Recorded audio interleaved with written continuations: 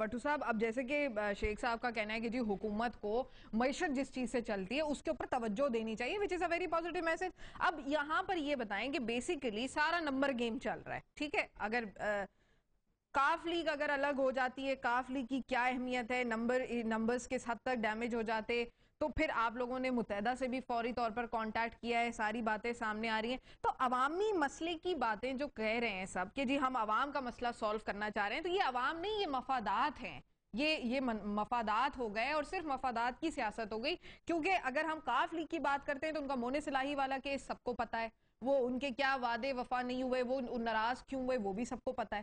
تو یہ تو پھر مطلب قوم کے لیے تو بات نہ ہوئی وٹو صاحب۔ صوفیہ، میں آپ کو بتاؤں کہ شیخ روہیل اصغر صاحب سیاسی بات کر رہے ہیں اور میں ان کی بات کو کافی حد تک سپورٹ کرتا ہوں۔ ان کے ساتھ میرا تعلق بھی رہا ہے، کیونکہ یہ تو شیخ روہیل اصغر صاحب میری کابینہ میں میرے منسٹر تھے پنجاب میں، اور یہ ہمیشہ ساری زندگی جو ہے یہ فارمر منسٹر کا ٹائٹل جو ہے یہ ان کے پاس رہے گا۔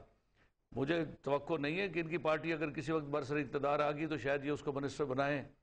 میرا نہیں خیال ہے کہ نہیں کر رہے، مطلب آپ لوگ سوچ رہے ہیں کہ اگلے الیکشنز میں بھی آپ لوگ سو شور۔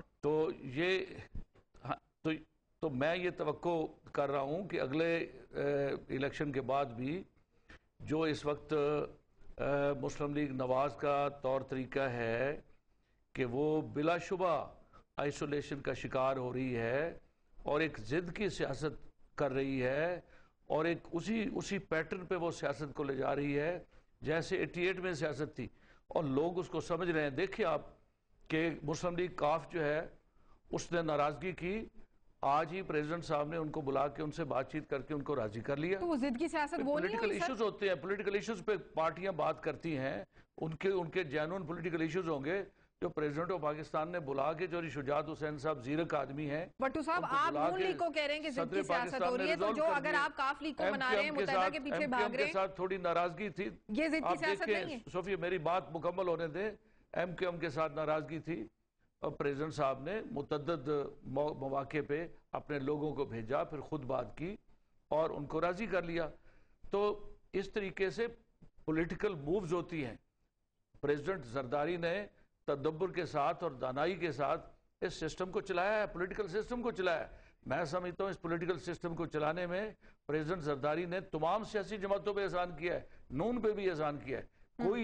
کوئی پولیٹیکل گورنمنٹ جو ہے کسی نے 3 سال پورے کیے ہوں تو بتائیں، 2 سال 18 مہینے، 2 سال 3 سال میکسیمم، تو یہاں 3.5 سال پونے 4 سال ہو گئے ہیں۔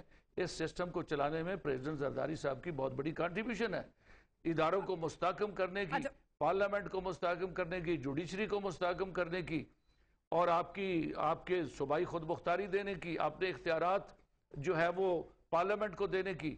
اتنے بڑے اقدامات اس دور میں کیے ہیں پارلیمنٹ نے اور پریزیڈنٹ زرداری کی کانسنٹ سے کیے ہیں کہ میں سمجھتا ہوں کہ میاں نواز شریف صاحب کو ان کا شکر گزار ہونا چاہیے کہ پولیٹیکل سسٹم کو سٹرینتھن کیا ہے۔ یہ پولیٹیکل سسٹم کی بات کرتے ہیں، میں اس کی تعریف کرتا ہوں کہ میاں صاحب اور ان کی پارٹی کہتی ہے کہ ہم کسی غیر پولیٹیکل سسٹم کو سپورٹ نہیں کریں گے، میں اس کی تعریف کرتا ہوں۔ اچھا مجھے موقع دیں وٹو صاحب، یہ سیاسی سوچ ہے وٹو صاحب مجھے موقع دیں، فی الحال وقت ہوا ہے ایک مختصر سے وقفے کا، ہم اس کو اچھا سمجھتے ہیں۔ جی فرمائیے۔